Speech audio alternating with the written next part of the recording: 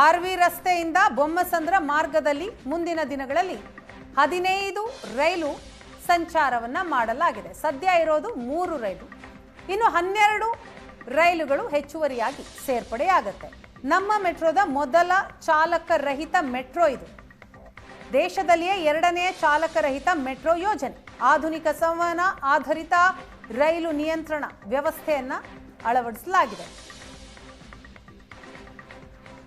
ಕೆಲವೇ ಕ್ಷಣಗಳಲ್ಲಿ ಇದನ್ನ ಉದ್ಘಾಟಿಸಲಿದ್ದಾರೆ ಪ್ರಧಾನಿ ನರೇಂದ್ರ ಮೋದಿ. ರಾಗಿಗುಡ್ಡ ನಿಲ್ದಾಣದಲ್ಲಿ ಇದಕ್ಕೆ ಹಸಿರು ನಿಶಾನೆಯನ್ನ ತೋರಲಿದ್ದಾರೆ.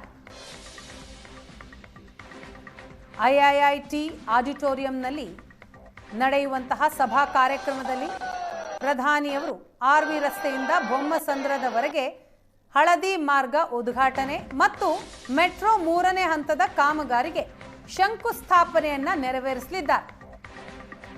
ಇದಕ್ಕೂ ಮುನ್ನ ರಾಗಿಗುಡ್ಡ ನಿಲ್ದಾಣದಲ್ಲಿ ಸಾಂಕೇತಿಕವಾಗಿ ಹಸಿರು ನಿಶಾನೆಯನ್ನ ತೋರಿಸ್ತಾರಂತೆ.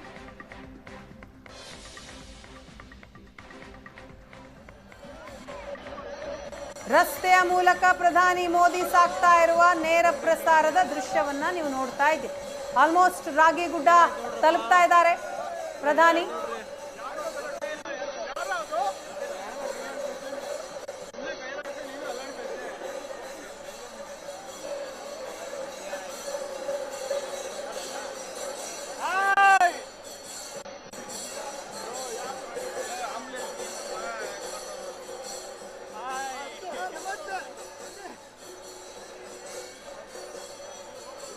ಕೆಲವೇ ಕ್ಷಣಗಳಲ್ಲಿ ಬಹು ನಿರೀಕ್ಷಿತ ಆರ್ವಿ ರಸ್ತೆ ಬೊಮ್ಮಸಂದ್ರ ಮಾರ್ಗದಲ್ಲಿ ನಮ್ಮ ಮೆಟ್ರೋದ ರೈಲು ಸಂಚಾರಕ್ಕೆ ಪ್ರಧಾನಿ ನರೇಂದ್ರ ಮೋದಿ ಹಸಿರು ನಿಶಾನೆಯನ್ನ ತೋರಲಿದ್ದಾರೆ. ಮೆಟ್ರೋ ಹಳದಿ metro ಲೋಕಾರ್ಪಣೆಗೊಳ್ಳಲಿದೆ.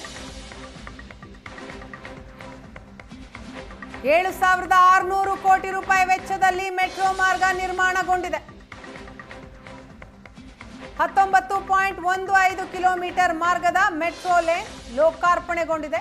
Electronic city Bommasandra RV ರಸ್ತೆ ಮಾರ್ಗದ ಹಳದಿ ಮಾರ್ಗ, ನಮ್ಮ ಮೆಟ್ರೋ ಹಳದಿ ಮಾರ್ಗ ಕೆಲವೇ ಕ್ಷಣಗಳಲ್ಲಿ ಉದ್ಘಾಟನೆಗೊಳ್ಳಲಿದೆ. ಈ ಮಾರ್ಗದಲ್ಲಿ ಒಟ್ಟು 16 ನಿಲ್ದಾಣಗಳು ಬರುತ್ತೆ. ಸದ್ಯ ಈ ಮಾರ್ಗದಲ್ಲಿ ಕಾರ್ಯಾಚರಣೆಗೆ 3 ಮೆಟ್ರೋ ರೈಲುಗಳು ಮಾತ್ರ ಇದೆ. ಹೀಗಾಗಿ ಪ್ರತಿಯೊಂದು ರೈಲು ಅರ್ಧ ಗಂಟೆಗೆ ಒಂದರಂತೆ 30 ನಿಮಿಷಗಳ ಅಂತರದಲ್ಲಿ ಸಂಚಾರ ಮಾಡಲಿದೆ.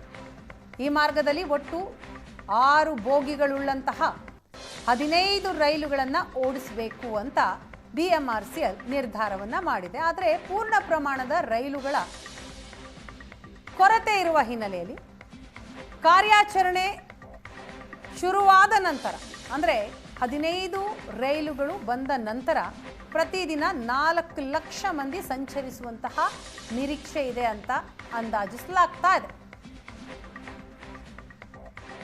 ಕನಿಷ್ಠ 10 ರೂಪಾಯಿಯಿಂದ ಗರಿಷ್ಠ 60 ರೂಪಾಯಿವರೆಗೂ ಪ್ರಯಾಣ ದರ ನಿಗದಿಯಾಗಿದೆ ಅನ್ನುವಂತಹ ಮಾಹಿತಿಯನ್ನು BMRCL ನೀಡಿದೆ. ಪೇಂಟಿಂಗ್ಗಳನ್ನು ಮಾಡಿಕೊಂಡು ನರೇಂದ್ರ ಮೋದಿ ಅವರಿಗೆ ತೋರಿಸೋದಕ್ಕೆ ಅಂತ ಹೇಳಿ ಬಂದಿದ್ರು. ಜೊತೆಗೆ ಮೇಕ್ ಇನ್ ಇಂಡಿಯಾದ ಲೋಗೋ ಮಾಡಿ, ಅದೇ ರೀತಿಯಾಗಿ ನಮ್ಮ ಹೆಮ್ಮೆಯ ರಾಕೆಟ್ ಚಂದ್ರಯಾನ 3ಯ ರಾಕೆಟ್ಗಳನ್ನು ಡ್ರಾಯಿಂಗನ್ನು ಬಿಡಿಸಿ ಸಂಪೂರ್ಣವಾಗಿ ಮಾಡ್ಕೊಂಡು ಬಂದಿದ್ದು. ಅದೇ ರೀತಿಯಾಗಿ ಆಪರೇಷನ್ ಸಿಂಧೂರಕ್ಕೆ ಸಂಬಂಧಪಟ್ಟಂಥ ಒಂದಿಷ್ಟು ಚಿತ್ರಣಗಳನ್ನು, ಜೊತೆಗೆ ವಂದೇ ಭಾರತ್ ರೈಲ್ನ ಚಿತ್ರಣಗಳನ್ನು ಕೂಡ ಮಾಡ್ಕೊಂಡು ಬಂದಿರುವಂಥದ್ದು. ಸದ್ಯ ಆ ವಿದ್ಯಾರ್ಥಿಗಳನ್ನ ನಾನು ಮಾತನಾಡಿಸ್ತಾ ಹೋಗ್ತೀನಿ. ಏನಪ್ಪ, ನೀನೇ ಬರ್ದಿರೋದು ಹೇಗೆ? ಹಾಂ, ನಾನೇ ಮಾಡಿರೋದು. ಮೋದಿಯವ್ರಿಗೆ ತೋರಿಸ್ಬೇಕು ಅಂತ ತೋರಿಸಿದ್ಯಾ? ಮೋದಿ ಅವ್ರಿಗೆ ತೋರಿಸ್ಬೇಕು ಅಂತ ತೋರಿಸಿದೆ. ಅವರು ನೋಡ್ದಾಗಿತ್ತು, ಬಟ್ ಅವ್ರು ಒಂದು ಸ್ವಲ್ಪ ದೂರ ಇದ್ದರು. ಸೆಕ್ಯೂರಿಟಿ ಪ್ರೋಟೋಕಾಲ್ ಇದ್ದ ಕಾರಣ ಅವ್ರನ್ನ ನೋಡ್ಲಿಕ್ಕೆ ಆಗಲಿಲ್ಲ. ಬಟ್ ತುಂಬ ಖುಷಿ ಆಯ್ತು ಇಲ್ಲಿ ಬಂದು. ಏನು ಕೊಡಬೇಕು ಅಂತ ತಗೊಂಡ್ಬಂದಿದ್ಯಾ ಹೇಗೆ? ಹಾಂ, ನಾನು ಅವ್ರಿಗೆ ಕೊಡಬೇಕು, ಹಾಗೆ ಅವರು ತೊಗೊಂಡು ಹೋಗಲಿ ಅಂತ ತಂದಿದ್ದೆ. ಬಟ್ ಅವರು ಸೆಕ್ಯೂರಿಟಿ ಪ್ರೋಟೋಕಾಲ್ ಇದ್ದ ಕಾರಣ ತುಂಬ ಕೆಲಸಗಳಿರುತ್ತೆ, ಅರ್ಥ ಆಗುತ್ತೆ, ಅದಕ್ಕೆ ಅವ್ರು ಸಿಗ್ಲಿಕ್ಕೆ ಇಷ್ಟ ಇರಲಿಲ್ಲ. ಬಟ್ ಅದು ಇದ್ರೆ ತುಂಬ ಒಳ್ಳೇದಾಯಿತು ನೋಡಿ, ತುಂಬ ಖುಷಿ ಆಯಿತು. ವಂದೇ ಭಾರತ್ನ ಇನಾಗ್ರೇಷನ್ ನಡೆದಿದೆ ಇಂಥ ಒಳ್ಳೆಯ ದೇಶದಲ್ಲಿ. ಸೊ ಖುಷಿ ಆಗಿದೆ ಅಷ್ಟೇ.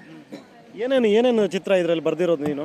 ಇದು ಮೋದಿಜಿ ಅವರ ಪಿಕ್ಚರ್ ಒಂದು ಬಿಡಿಸಿದ್ದೆ ಫಸ್ಟು. ಅದಾದ ನಂತರ ವಂದೇ ಭಾರತ್, ಹಾಗೆ ಇದು ನ್ಯಾಷನಲಿಸಮ್ ಹಾಗೂ ವಂದೇ ಭಾರತ್, ವಿಕಸಿತ್ ಭಾರತ್ ಮತ್ತು ಆತ್ಮನಿರ್ಭರ್ ಭಾರತ್ ಎಲ್ಲ ಥೀಮ್ ಜೊತೆಗೆ ಸೇರಿ ಮಾಡಿರುವಂಥ ಒಂದು ಪೋಸ್ಟರ್ ಆಗಿ ಪೇಂಟಿಂಗ್ ಆಗಿದೆ.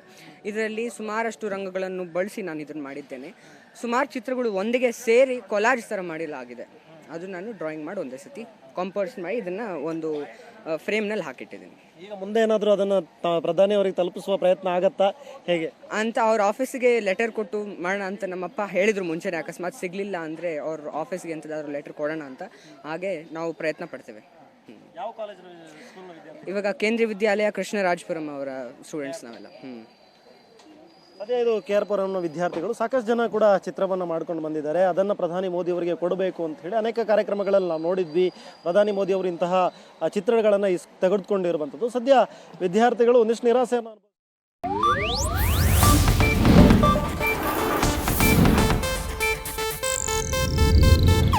ಇದು ಏಷ್ಯಾನೆಟ್ ನ್ಯೂಸ್ ನೆಟ್ವರ್ಕ್ ಪ್ರಸ್ತುತಿ.